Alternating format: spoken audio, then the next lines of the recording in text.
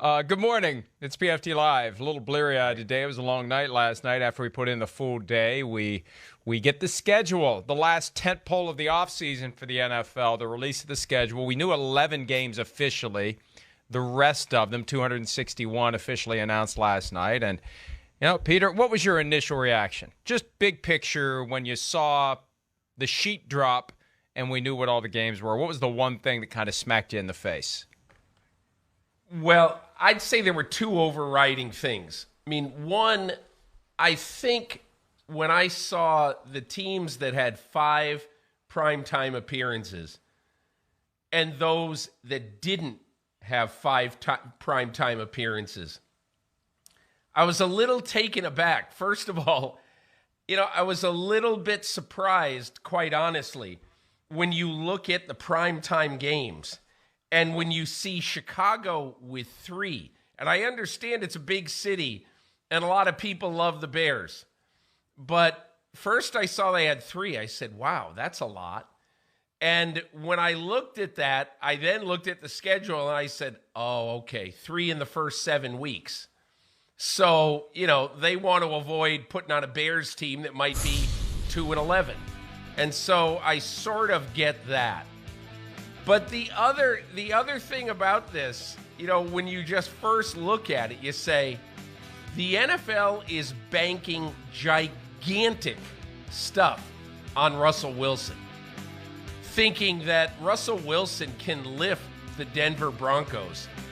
And the other thing is, and look, I'm big on franchises that have been great and have great followings, and I totally understand that.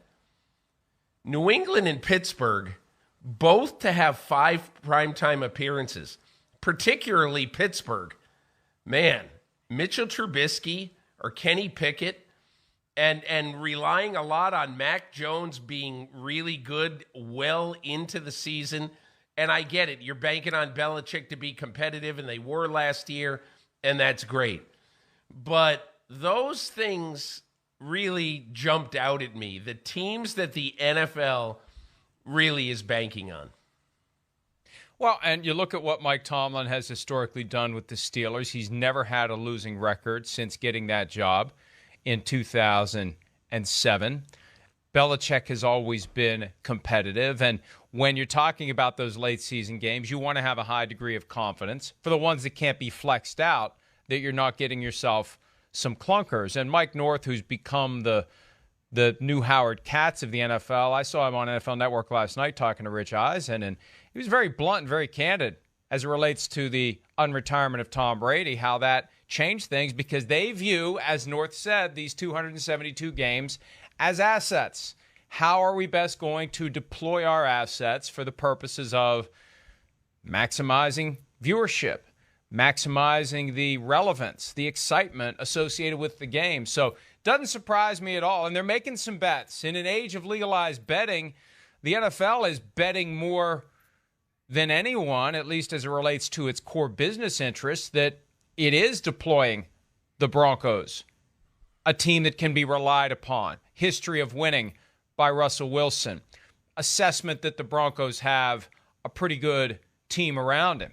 But, Peter, where it can go haywire, and we know it happens every year, when the injuries strike.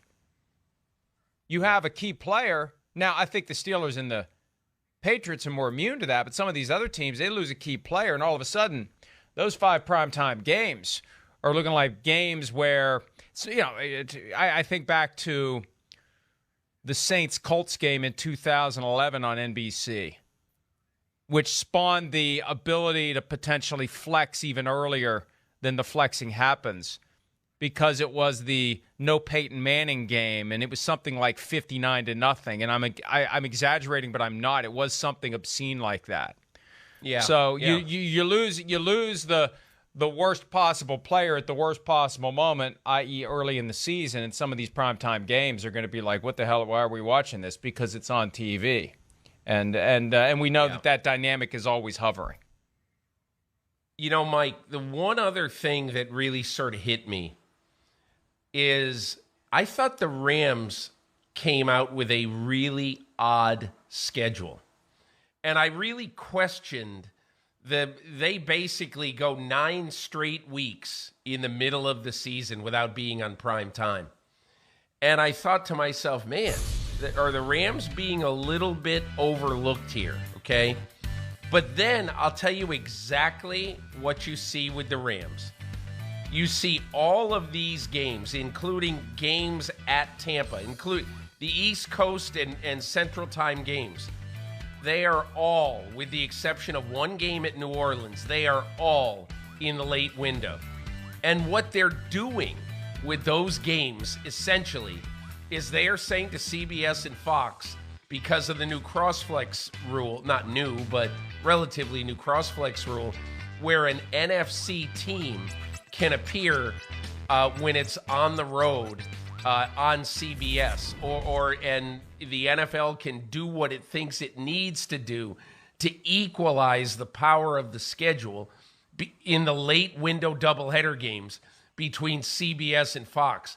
And I think what you saw the NFL do is say to Fox and CBS, we hear you, we trust you, and we will give you a lot of good games throughout the season in that doubleheader window. That's what I saw when I looked at the Rams.